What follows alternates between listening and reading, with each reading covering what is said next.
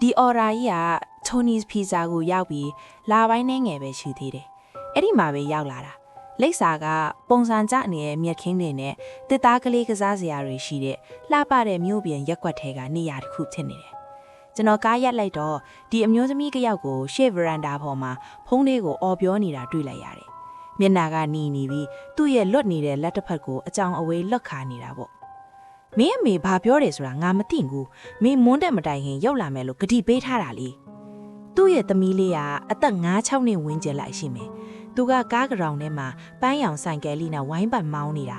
သူ့မေဘလောက်စိတ်ဆိုးနေလဲဆိုတာလုံးဝဂရုမစိုက်ဘူးကျွန်တော်ပီဇာကိုယူပြီးလမ်းလျှောက်သွားတယ်အဲ့ဒီအမျိုးသမီးကကျွန်တော်ကိုလှည့်မကြည့်ပဲလက်ညှိုးတစ်ချောင်းပဲထောင်ပြပြီးတစ်စက္ကန့်ဆိုပြီးနှခမ်းလှုပ်ပြကဆက်អော်နေတော့ပဲမင်းငိုက်စကားကိုနားထောင်စမ်းမင်းရဲ့အသုံးမကျတဲ့အစင်ချေတွေနဲ့ကျွန်မပျော်နေရတာညင်းငွေ့နေပြီကျွန်တော်အဲ့ဒီမှာပီဇာကိုကြိုက်ပြီးမချအောင်ကြိုးစားရင်ရက်နေခဲ့တယ်အဲ့ဒီအချိန်မှာပဲ3အိမ်လောက်အကွာမှာရက်ထားတဲ့အနက်ရောင်ဗန်တကစီးကိုတတိထားမိလိုက်တယ်မှန်တွေမဲနေရဲ့အရင်ကမော်ဒယ်မျိုးဖြစ်နေတယ်ပထမတော့တိတ်မထူးဆန်းမှုလို့ထင်ခဲ့ပေမဲ့ပိုပြီးတေချာကြည့်လိုက်တော့ကားမောင်းတဲ့နေရာမှာထိုင်နေတဲ့ဟိုဒက်ဂျက်ကင်ဝတ်ထားတဲ့လူတယောက်ကိုတွေ့လိုက်ရတယ်သူကစတီယာတိုင်းပေါ်မှာလက်ချောင်းလေးတွေနဲ့တီးနေတာသူ့မျက်လုံးတွေကအဲ့ဒီကလေးမလေးစီကိုစိုက်ကြည့်နေတာကျွန်တော်ကလေးမလေးစီပြန်ကြည့်ဗန်ကားစီပြန်ကြည့်အမေကဖုံးဆက်ပြီးဆက်អော်နေတာကိုကြည့်လိုက်တော့ကျွန်တော်လေဘင်းနောက်မှာကြောက်စိတ်တွေပေါ်လာတော့တာပဲအဲ့ဒီအမျိုးသမီးကနောက်ဆုံးတော့ဖုံးချလိုက်ပြီးသူ့ပတ်စံအိတ်ထဲရှာဖွေရင်ကျွန်တော်စီလမ်းလျှောက်လာတယ်ခဏလေးနော်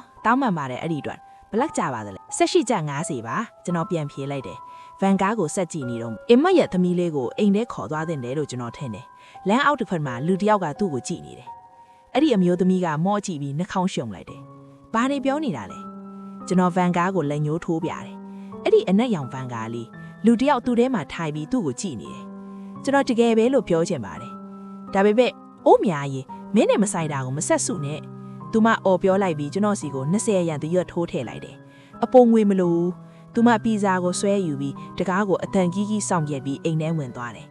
ခလီမလေးကသူ့ဘာသာသူဆက်ပြီးကစားနေတော့မယ်သူ့ဘာသာသူတချင်းလေးညူနေတယ်ကျွန်တော်လက်ထဲမှာဆိုင်ငယ်တော်လေးကိုကင်ပြီးဘလို့လုပ်ရမလဲစဉ်းစားရင်နည်းနည်းလေးကြာတော့ရက်မိသွားတယ်အဲ့ဒီအမျိုးသမီးကကျွန်တော်ကိုမောင်းထုတ်လိုက်သလိုဖြစ်ခဲ့ပေမဲ့ဗန်ကားကအဲ့ဒီပုံစံမကျတဲ့လူနဲ့အတူအဲ့ဒီမှာပဲရှိနေတော့မယ်ကျွန်တော်တပ်ပြင်းချပြီးဆိုင်ကယ်ပေါ်တက်လိုက်တယ်ဒါပေမဲ့ဆိုင်ကယ်ကိုမနှိုးရသေးဘူးအဲ့ဒါနေရာမှာကျွန်တော်ထိုင်ပြီးကလေးမလေးကိုကြည့်နေခဲ့တယ်သူကသူ့ဆိုင်ကယ်လေးပေါ်ကဆင်းပြီးခဲတံလေးတွေနဲ့စော့နေပြီ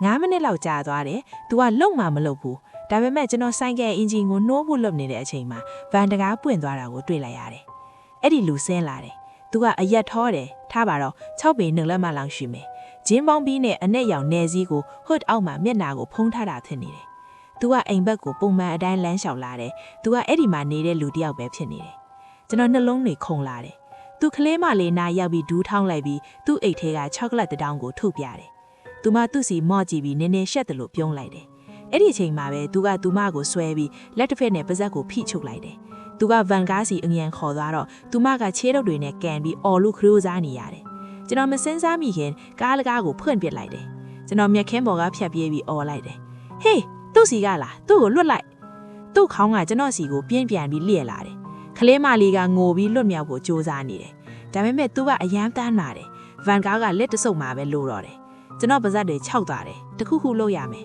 ကူညီပါတရားရောက်ကူညီပါကျွန်တော်တက်နိုင်ဘလောက်အမြန်ဆုံးပြေးနေခဲ့တယ်သူကအပြည့်အဝပြေးလွှားနေတယ်ခလီမလေးရဲ့လက်ကိုဆွဲထားတော့မယ်သူမရဲ့တင်းငယ်တဲ့ခြေထောက်တွေကလမ်းပေါ်မှာပွက်ဆွဲနေရတယ်ဗန်တကားကကြဲကြဲဖွင့်နေစောင့်နေတယ်ကျွန်တော်10ပေလောက်ပဲအကွာမှာရှိသေးတယ်လမ်းပေါ်မှာကြာနေတဲ့ကြောက်တုံးတစ်ခုကိုတွေးလိုက်တယ်ကျွန်တော်အဲ့ဒါကိုကောက်ပြီးတက်နိုင်သလောက်အားနဲ့ပြက်လိုက်တယ်သူ့ပခုံးကိုထိမိုက်တော့သူလောက်သွားတယ်သူ့လက်ကနည်းနည်းလွတ်သွားတော့သူမလွတ်မြောက်သွားတယ်ပြေးမင်းအိမ်ကိုပြေးကျွန်တော်អော်လိုက်တယ်ကလေးမလေးကတဝါအီငိုပြီးတကိုင်းစီကိုပြေးသွားတယ်အဲ့ဒီလူကကျွန်တော်ကိုအန်ကျိတ်ပြတယ်တစ်စက္ကန့်လောက်တော့သူကျွန်တော်စီလိုက်လာမလားလို့ထင်လိုက်တယ်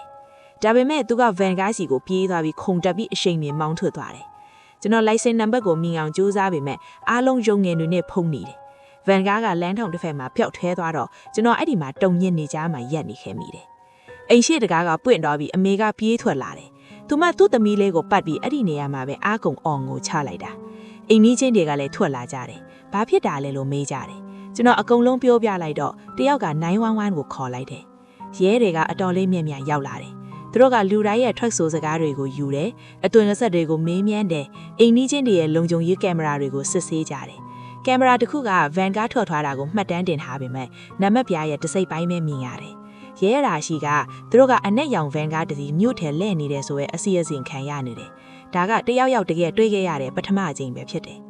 မင်းကလေးမလေးရဲ့အသက်ကိုကယ်လိုက်တာသူပြောတယ်မင်းအယုံမဆိုင်ခဲ့ဘူးဆိုရင် तू မသေသွားခဲ့ပြီအမေကငိုတာမရက်တော့ဘူးတောင်းပန်နေတယ်သူမကျွန်တော်ကိုဆက်ပြီးဖတ်နေပြီးသူလိုက်နာသိမ်းခဲ့တယ်ဒါကသူ့ရဲ့တာဝန်ယူမှုကင်းမဲ့မှုတကြီးပဲဖြစ်တယ်ဆိုတာကိုပြောနေတယ်သူ့အိမ်ရှိဝန်းမှာပါအဲ့ဒီလိုဖြစ်နိုင်တယ်လို့သူမဘတော်မှမတွေးခဲ့ဘူးသူတို့ကတပတ်နောက်မှာမိုင်းထိုးစေအကွာမှာအဲ့ဒီတူညီတဲ့အပြုအမူကိုလှုပ်ဖို့ကြိုးစားနေတော့ဖန်မိသွားတယ်သူကကလေးသူငယ်ဖြူဆွဲတာမှုည15နှစ်တာမှတ်တမ်းရှိခဲ့တယ်ရဲတွေကသူ့ဗန်ကားထဲမှာတွေးရှိရတာတွေရအဲ့ဒီကလေးမလေးက S ဆရာသူ့ရဲ့သားမင်းမြောက်ဖြစ်သွားမယ်ဆိုတာပြောကြတယ်ကျွန်တော်အခုထိထိခဲ့တာနဲ့အထက်အိမ်မက်ဆိုးတွေမက်နေတော့မယ်အဲ့ဒီအိမ်မက်တွေထဲမှာကျွန်တော်အမေပြောတာကိုနားထောင်ပြီးကျွန်တော်ဘိုက်ထဲကအတိကိုလက်ယူရှူလိုက်တယ်ဒါကကျွန်တော်နဲ့မဆိုင်ဘူးလို့ကိုပြောပြီးဆိုင်ကယ်မောင်းထွက်သွားတယ်နောက်ပိုင်းမှာအမေကအိမ်ထဲမှာရှိနေစဉ်သူ့အိမ်ရှိဝင်းမှာကကလေးမလေးတယောက်ဖျောက်ဆုံးသွားတဲ့တဲ့င်းကိုကျွန်တော်တွေ့လိုက်ရတယ်ကျွန်တော်ဘာတွေများလူမိခဲ့မလဲအဲ့ဒီကလေးသူငယ်လေးရဲ့ဝိညာဉ်လေးဘာတွေများခံစားခဲ့ရမလဲလို့ကျွန်တော်အဲ့ဒီအချိန်ကကျွန်တော်အလုပ်နဲ့ကျွန်တော်နေမိခဲ့လို့ပါလို့သူရင်အိတ်မပြောတော့ပါဘူး